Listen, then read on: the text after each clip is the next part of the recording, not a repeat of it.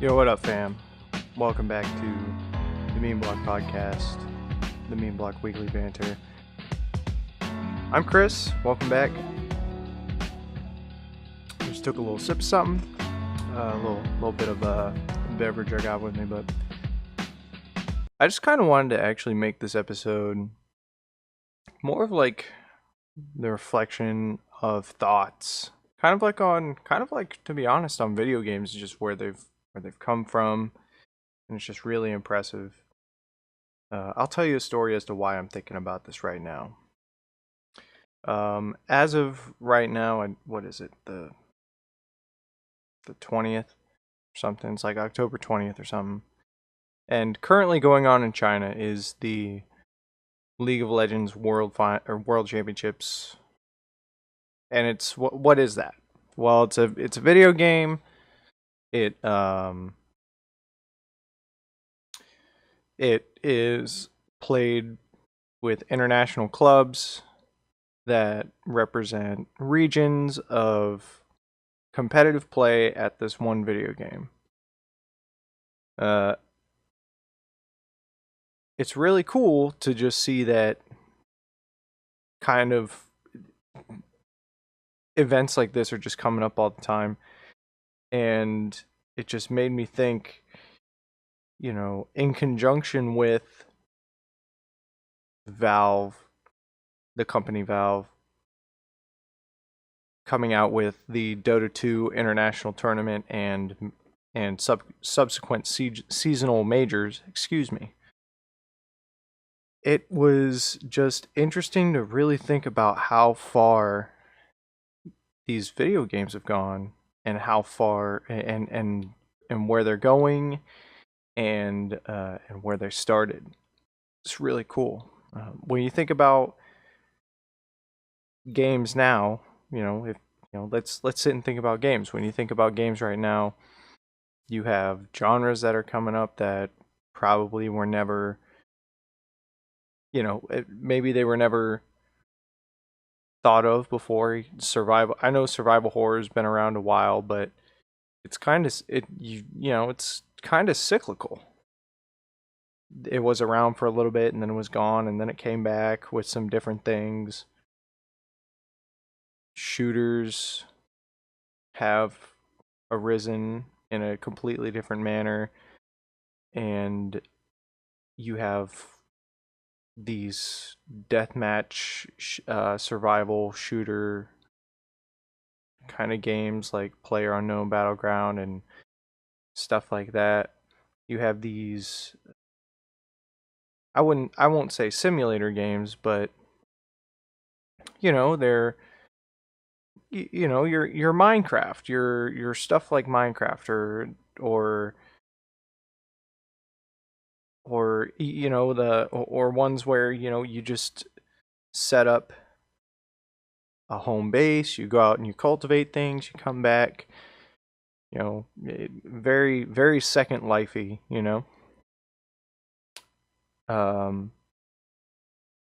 there's a lot of cool indie games coming out, like the indie market. Not every good game in a season or in a year, or not every good game released in a year, is always connected to like these big production companies. I also think that just the way that everything is getting interconnected with the internet and stuff like that, the online communities and stuff like that are just getting closer and closer knit and stuff like that. What you're starting to see too is the generation of memes is, and the production of it is just like at an all-time high. Like you can't keep up. I think an example of this is with a game I play called Dark Souls 3. Just as I think I've seen every Dark Souls 3 meme more and more come out, especially as DLC comes out. It's really cool. It's really interesting to think about. It's an ever-growing, living, organic community, and it's all digital. So it's pretty interesting. And it's all over games. It's all over just a video game. Where some people think certain characters are better than other characters or whatever, and you just have memes about that, or you have memes about exploits in video games and all that stuff, and it's just really cool and super amusing. When I have the opportunity to kind of see new memes or see memes being generated, or people throw obscure references from one medium or one video game into a different one. And it's super funny. I just think the creativity is almost there. Like there's no lid on it. There's no lid on the creativity anymore, and it's super cool. The other thing that I kind of think about as well is the super competitive scene and how companies are sponsoring these events, like larger companies. Geico Insurance sponsors like what do they sponsor? A competitive fighter tournament, I think. They do they do the they do like the Kings of Smash or something. I can't remember, for Super Smash Brothers. And not just like Melee or Super Smash Bros. Brawl, two games in the line. No, it's like all the games in the line. So it's pretty interesting.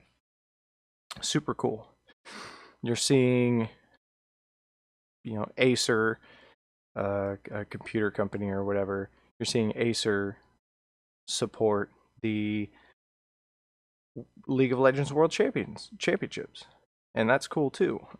I think Riot Studios, I think the NA part, the North American scene of it, or a part of the stock or something. I can't remember exactly how the transaction went, but it was over the summer of 2016 or something like that, spring summer of 2016.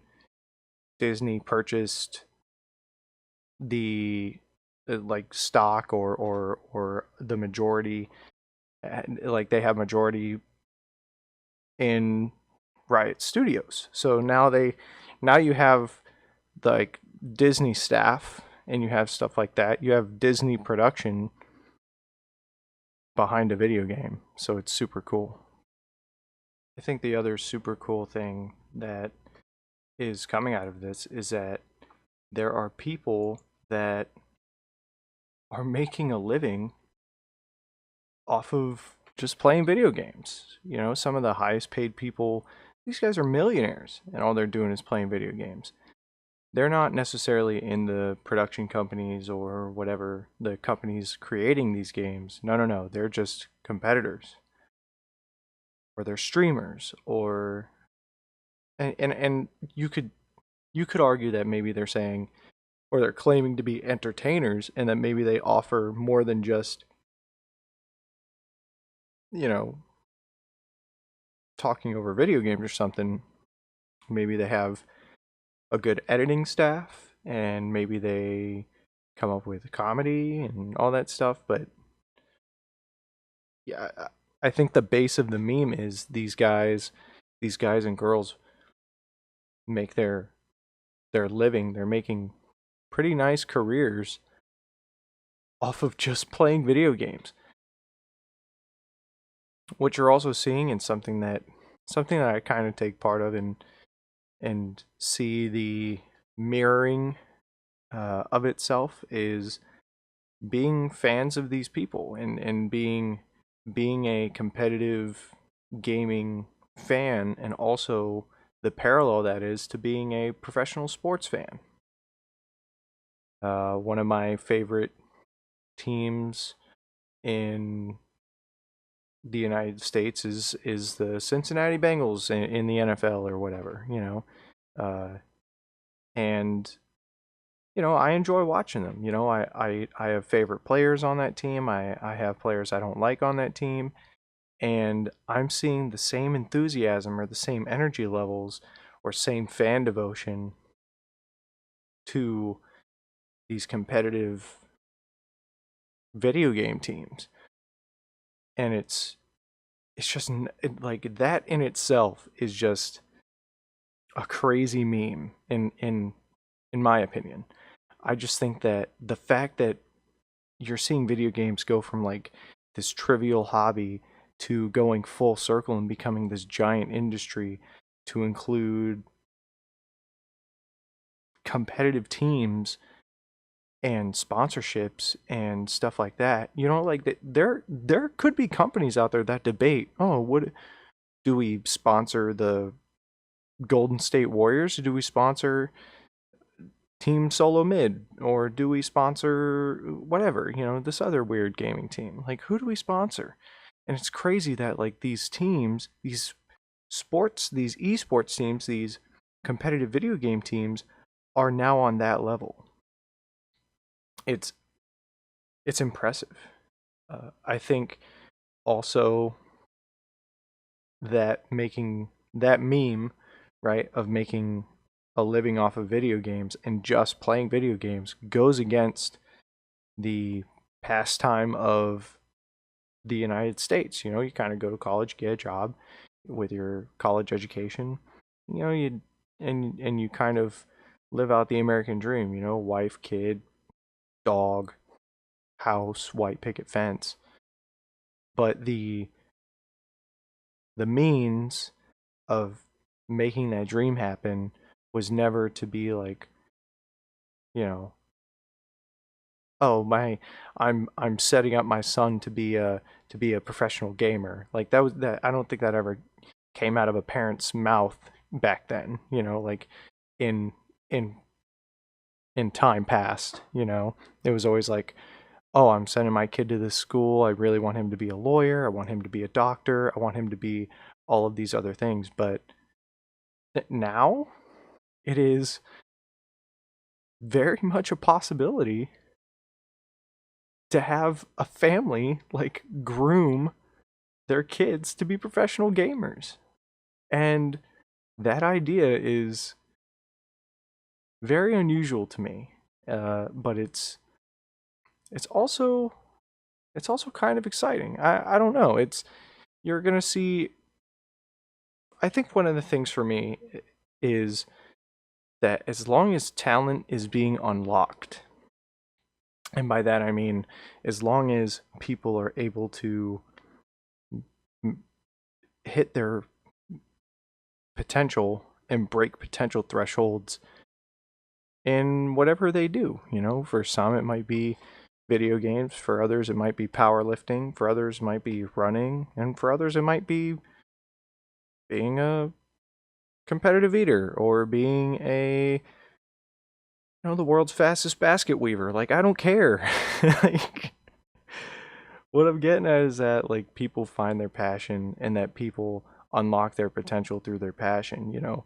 I think that's another kind of facet of the old American dream, you know, where people are like, you know, get a good job, but you know, it's the life, liberty, and pursuit of happiness, you know. So if you can do the pursuit of happiness part and still have, you know, the life part, you know, and be taken care of and not necessarily, you know, like not have to worry about expenses. Well, I mean, that's the American dream, right? You know, I mean, I think that's the human dream is to do your passion and have it pay your bills, you know. And really like just the entire the entire meme of video games becoming this mega industry, this giant industry globally is what impresses me. I mean, shit, uh, the Korean government, the South Korean government, has made investments to make the gaming community or competitive gaming national, like a national staple or like or something. Like it's crazy. Like they've actually put effort. They've put like government the same money that could be going to, you know, their military or whatever, you know, whatever government funding could go somewhere else. They invested in video games, in competitive video games. That idea is just impressive to me that we've traveled this far.